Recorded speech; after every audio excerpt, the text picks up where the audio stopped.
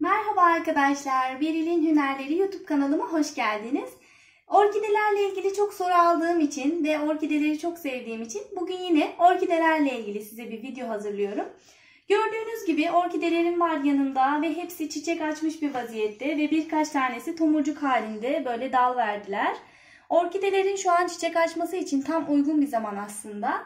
Ama orkidelerin yine de çiçek açmadığını ve niye açmadığı ile ilgili çok fazla soru aldığım için bunlara değinmek istedim kısaca. Bakın şu an orkidelerimin hepsi çiçekli.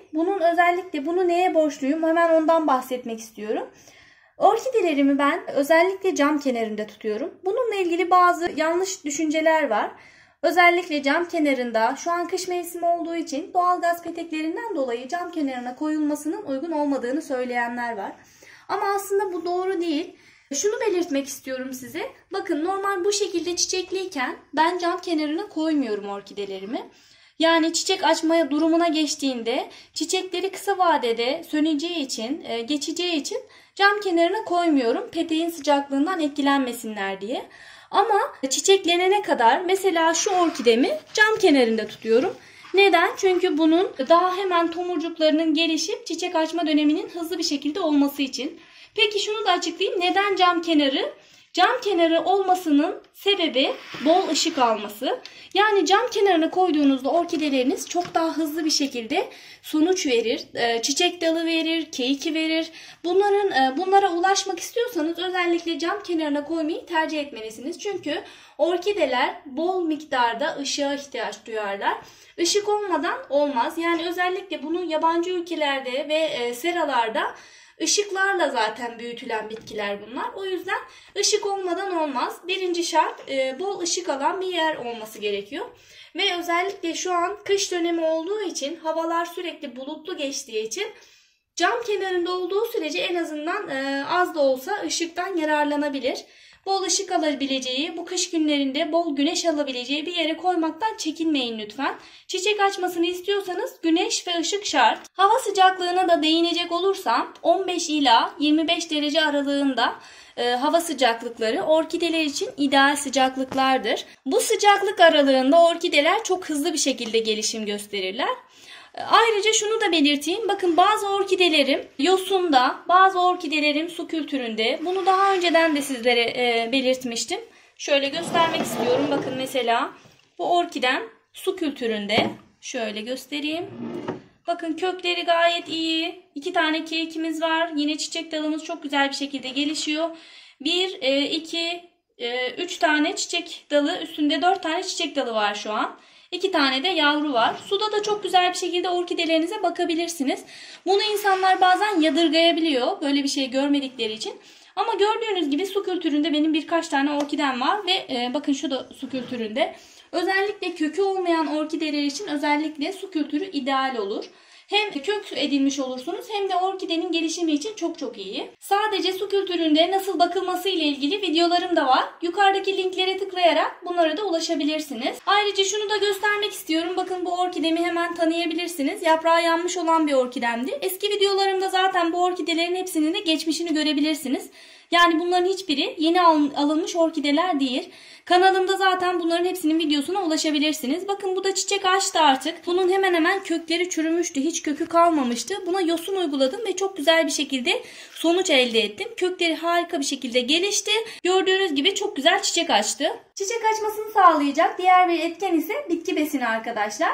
Hazır bitki besini kullanabileceğiniz gibi evde yapacağınız, hazırlayabileceğiniz bitki besinleriyle de orkidelerinize bakabilirsiniz.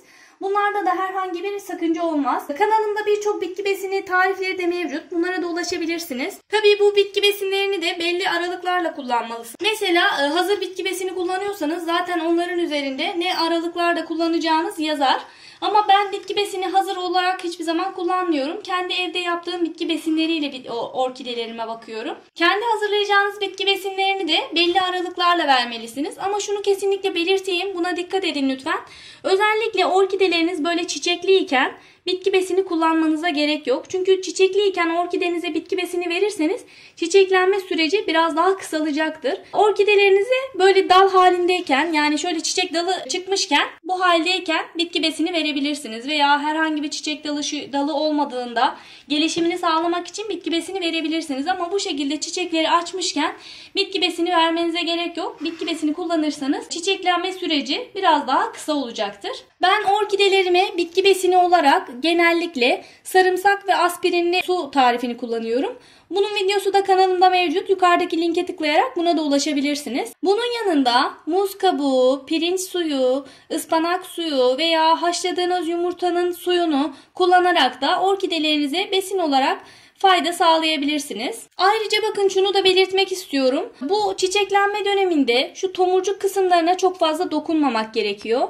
Dokunduğunuzda gelişimleri durabilir. O yüzden çok fazla dokunmayın. Bakın, dal kısmına dokunuyorum ama tomurcuklara hiçbir zaman dokunmuyorum. Çünkü tomurcuklara dokunduğunuzda, müdahale ettiğinizde tomurcuklarda sararmalar ve kurumalar olabilir.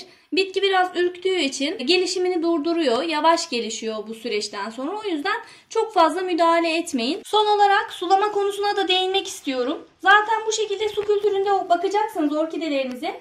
Su kültüründe nasıl bakıldığı ile ilgili videomu izleyebilirsiniz. Ama bu şekilde toprak içinde olan orkideleri ise, eğer yeni aldığınız bir orkide ise içinde sünger olma ihtimali çok yüksek olduğu için bu şekilde sprey ile sulamanızı tavsiye ederim. Normal ama her zamanki gibi, mesela bu benim her zaman baktığım bir orkidem olduğu için bu şekilde bir saksı kullanıyorum, dış saksı. Dış saksının içini su ile dolduruyorum şuraya kadar ve orkidemi içine koyuyorum. Bu şekilde içine koyarak 15-20 dakika bekletebilirsiniz. Sonradan da tamamen suyunu süzün. Bu şekilde köklerin durumuna göre bir hafta ile 10 gün aralığında sulama yapabilirsiniz. Elimden geldiği kadar bütün konulara değinmeye çalıştım. Tüm bunlara dikkat ederseniz sizin orkideleriniz de bu şekilde her zaman çiçek açacaktır. Bugünlük de benden bu kadar. Kanalıma abone olup videoları beğenip yorum yapmayı unutmayın lütfen. Ayrıca soru ve görüşlerinizi de yorumlarda bana iletebilirsiniz. Instagram hesabımdan da bana ulaşabilirsiniz. Instagram hesabımın linkini aşağıya bırakıyorum. Oradan tıklayarak bana sorularınızı iletebilirsiniz. Instagram hesabımda yine Beril'in Hünerleri. Hepinize sağlıklı, mutlu, güzel günler diliyorum. Sağlıcakla kalın.